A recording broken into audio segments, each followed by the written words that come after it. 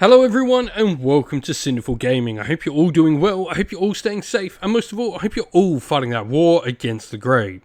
Today's video we're going to start collecting Warhammer Age of Sigmar, and today we're taking a look at the cities of Sigmar, in particular the free city of Lethis. Now, in this video, we're going to talk about the special rules for Lethis, the free city itself, before having a look at a couple of units we recommend to get started with for your force. After that, we'll then take a look at a couple of other units we recommend to expand upon those first couple of initial purchases, and then finally finish off the video with a little sample army list of 1,000 points for you to use, hopefully as some inspiration and ideas for starting your own force of Lethis for Warhammer Age of Sigmar. And so, Lethis. We get the rule, the Raven Priests. Friendly Lethis human heroes that are not wizards become priests. In addition, friendly Lethis human priests and friendly allied Stormcast Eternal priests will know the following prayer in addition to any others they know. This prayer is called Mortar's Embrace. It's a prayer with an answer value of 4 and a range of 12 inch, and if answered you can pick one enemy unit within range and visible to the chanter, and ward saves cannot be made for that enemy unit until the start of your next hero phase. So straight away it's telling us a couple of things we're wanting to do: human characters along with some Stormcast Eternal priests as well, of which there are some really cool ally options to bring to the force. Today's video is brought to you by Gap Games, a fantastic retailer in Australia for a variety of different miniature war games. If you'd like to help support the channel, we have an affiliate link where by clicking on and purchasing, you'll help support the channel, but you'll also help support Gap Games, which is a fantastic servant to the community.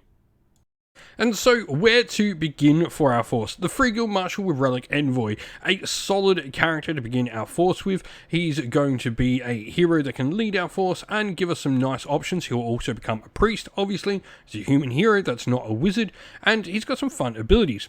So the first of these is the Relic Envoy, who can pass out the commands for him, which means we don't actually have to spend commands on units the Envoy chooses to pass commands onto for the turn.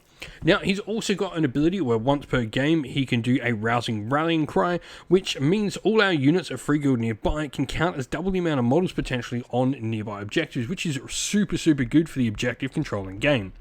Now, along with him, we're going to look at some Free Guild Steel Helms. These are an important battle line unit. First of all, they're human, so they're going to work with a lot of the Free Guild abilities our Marshal is going to bring, but also they are a pure battle line unit, and they do allow us to unlock other potential units as battle line as well.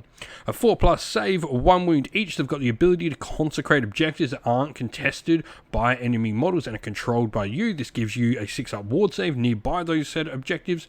They are a pretty solid unit all around.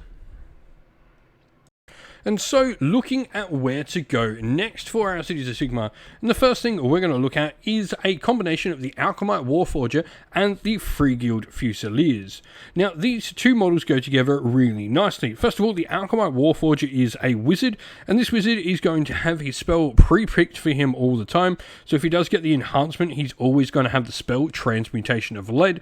This allows you to pick an enemy unit within range invisible and roll a number of dice equal to the number of models in that unit, though for each roll that equals or exceeds the unit's save characteristic, that unit suffers 1 mortal wound. So this is really good against heavily armored units, potentially good against some of the armies that have large blobs of heavily armored units as well.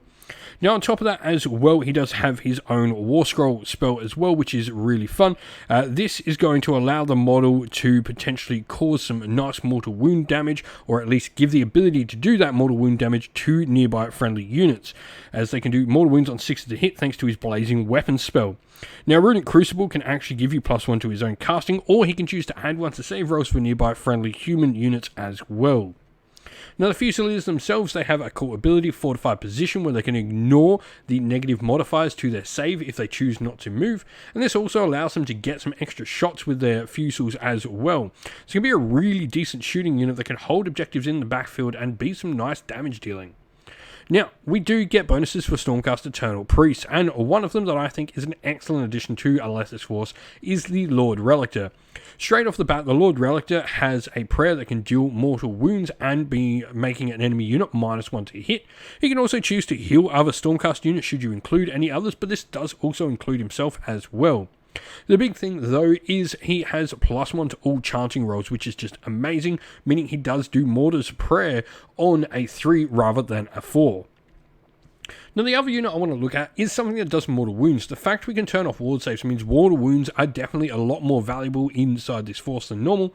So executioners, where their ability to do 2 mortal wounds when they do some nice critical hits, is really potent within this force.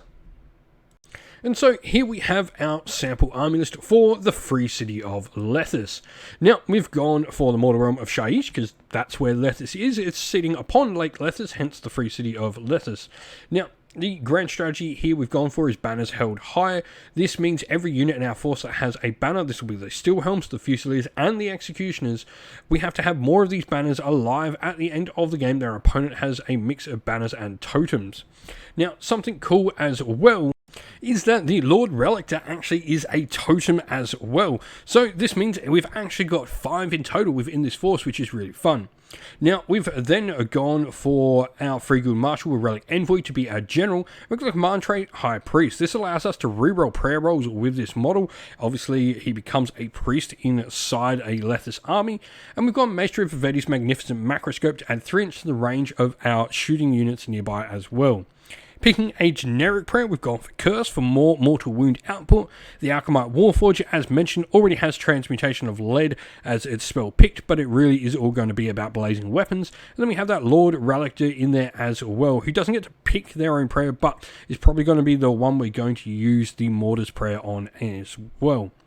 Battle line wise, we've got 2 units of 10 Free Guild Steel Helms. This will mean our Free Guild Fusilier unit, which is reinforced to be 20 models strong, will be a battle line option as well.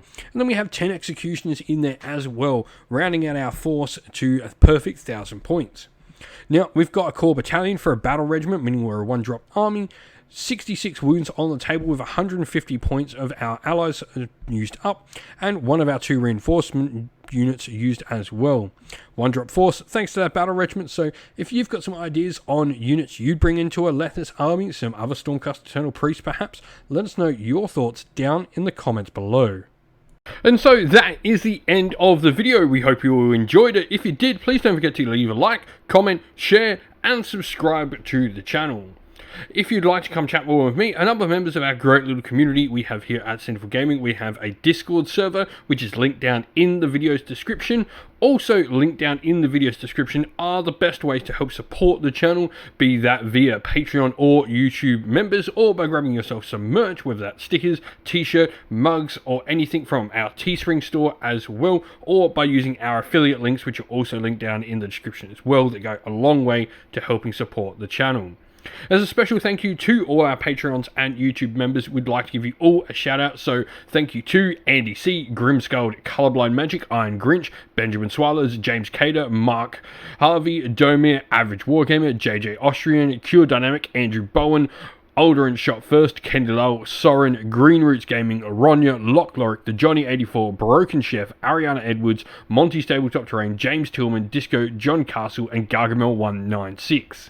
Thank you all so much for helping support the channel. It means the absolute world to us.